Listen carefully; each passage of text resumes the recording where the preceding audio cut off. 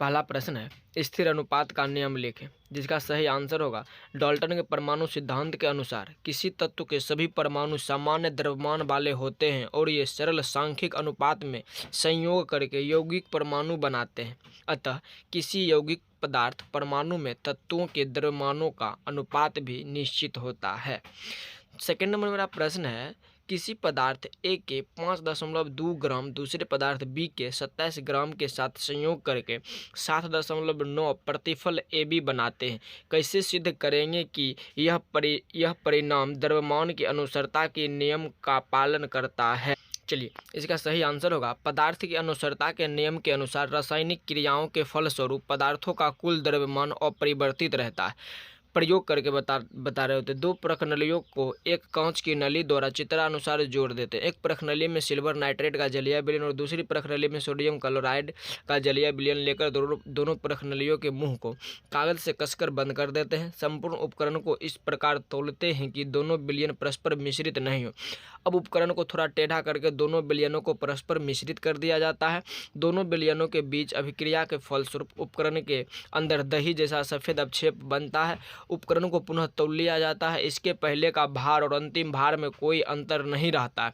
दोनों वजन एक समान होते हैं। इससे स्पष्ट होता है कि यद्यपि सिल्वर नाइट्रेट और सोडियम क्लोराइड के बीच रासायनिक अभिक्रिया हुई, फिर भी इनके कुल भार अपरिवर्तित रहते हैं। चलिए, तीसरा प्रश्न है मेरा। तीसरा प्रश्न की तरफ बढ़ने से पहले अगर आप लोग हमारे चैनल पर नए हैं तो हमारे चैनल को सब्सक्राइब कीजिए, वीडियो को लाइक कीजिए, कमेंट्स कीजिए और इस वीडियो को अधिक से अधिक शेयर कीजिए।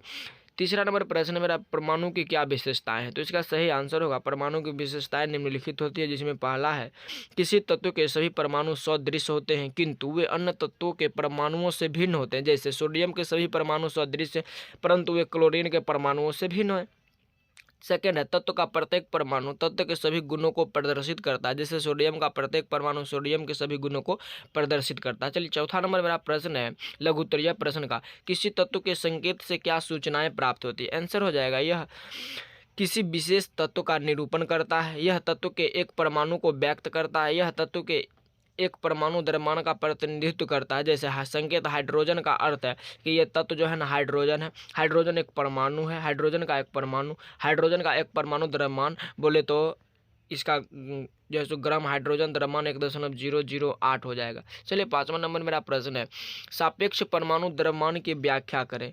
इसका आंसर हो जाएगा किसी तत्व का परमाणु एक संख्या है जो बताती है कि उस तत्व के परमाणु का द्रव्यमान कार्बन 12 परमाणु के द्रव्यमान के 12वें भाग से कितना गुना अधिक है।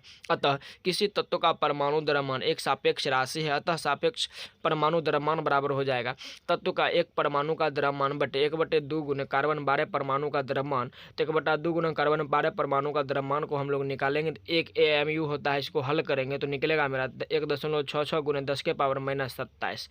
चलिए, छठा नंबर मेरा प्रश्न अणु की परिभाषा दें। आंसर हो जाएगा पदार्थ का सूक्ष्मतम कण जो मुक्त अवस्था में रहता है अणु कहलाता है। यह 2 या अधिक परमाणुओं के संयोग से बनता है। बोले तो तत्व या फिर यौगिक को मिला देने से फिर अणु बन जाता है।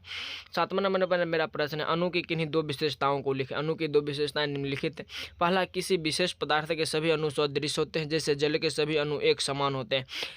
सेकेंड है मेरा 2 विशेषता कह रहा था। सेकेंड है विभिन्न पदार्थों के अणु भिन्न भिन्न होते हैं। जैसे जल के अणुओं के गुण कार्बन डाइऑक्साइड के अणुओं के गुणों से पूर्णतः भिन्न होंगे। दोनों अलग अलग है तो अणु के गुण तो भिन्न होंगे ही।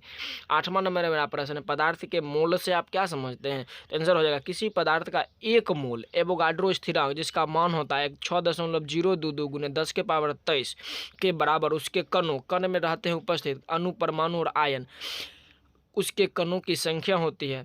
अतः एक मोल बराबर 6.022 गुने 10⁻23 अणु परमाणु या फिर आयन हो जाएगा। तो ग्राम परमाणु या ग्राम अणु को मोल कहते हैं।